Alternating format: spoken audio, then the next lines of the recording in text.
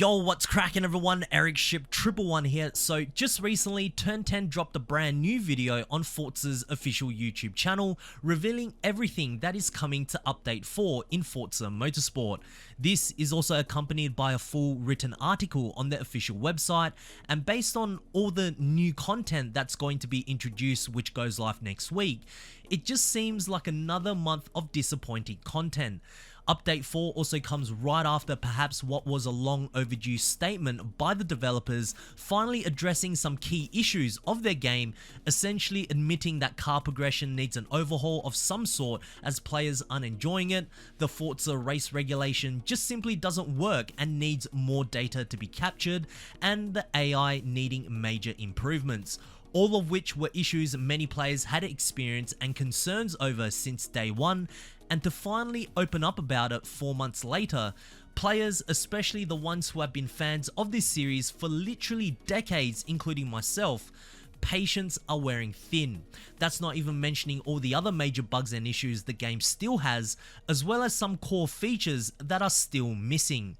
Even league organizers who have been running their races on the Forza Motorsport series for years have come out with official statements saying that as of right now, the new Forza Motorsport cannot provide a fair, stable and consistent platform to host their races on.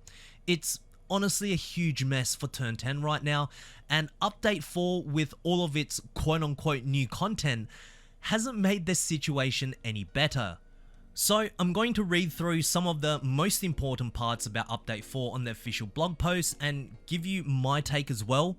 Alright, so Update 4 will be available to download on Xbox Series X and S, Windows PC and Steam beginning on Tuesday, January 16th.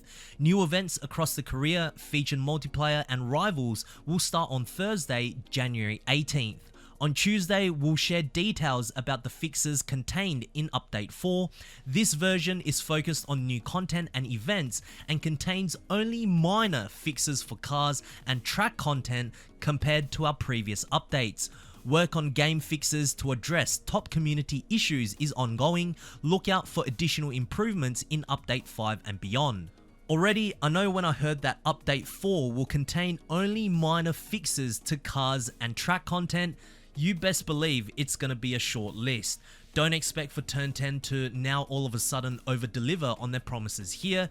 And where the game is at, where majority of the community stands, this is just another disappointing statement to read.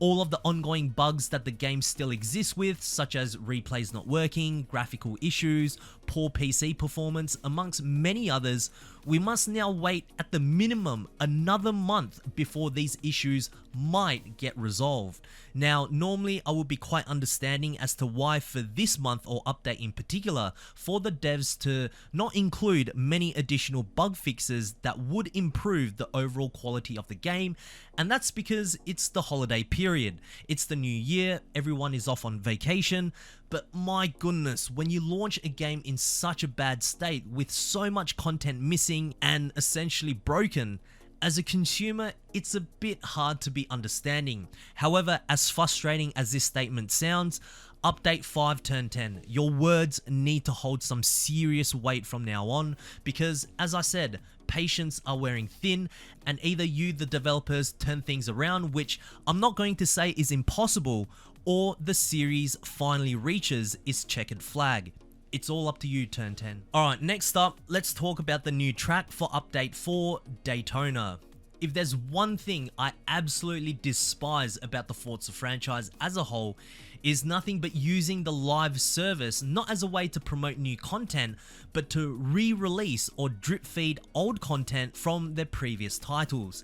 I gotta admit, I'm not excited for Daytona, not because I'm not a fan of it, but I've raced on this track so many times in Motorsport 7 and Motorsport 6. Why should this be celebrated as new content?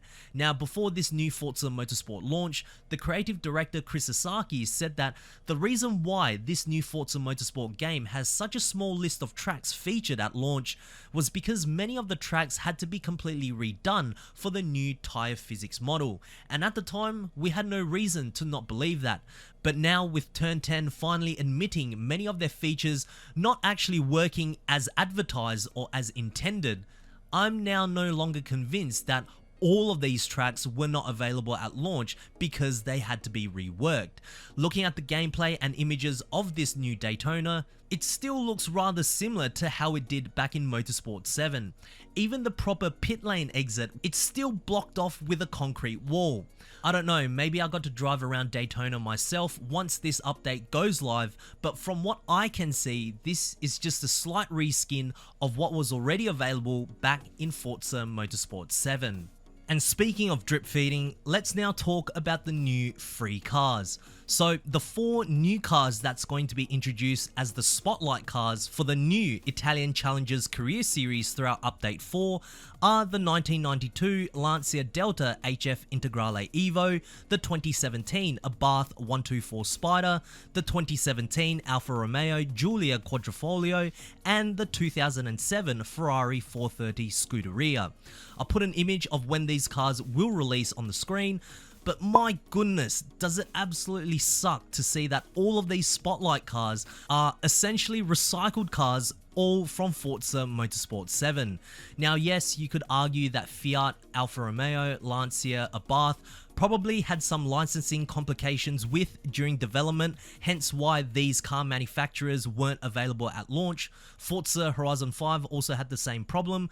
But let's be honest here, even if the licenses were granted and these car brands were featured in the new Forza Motorsport at launch, Turn 10 would have just drip fed some other Italian cars from Forza Motorsport 7. It wouldn't be any different, at least in my opinion. What's even worse is once you complete the new Italian Challengers Career Series, the car reward for all the hours you put in is this, the Lamborghini Murcielago LP674 SV.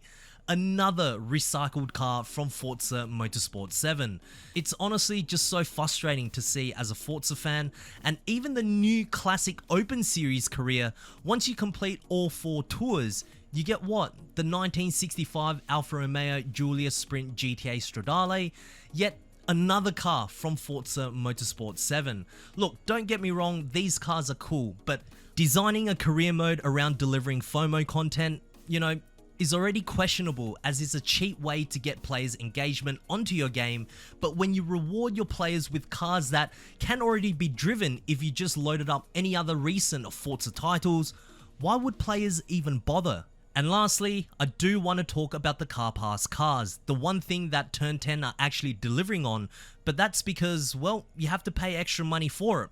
There's 4 new cars coming this month that actually look quite fun to drive. You have the 2019 McLaren Senna GTR, the 2019 Ferrari number 62 Rizzi Competition 488 GTE, the 2022 Aston Martin Valkyrie AMR Pro, and the 2018 Cadillac number 57 TA CTSV.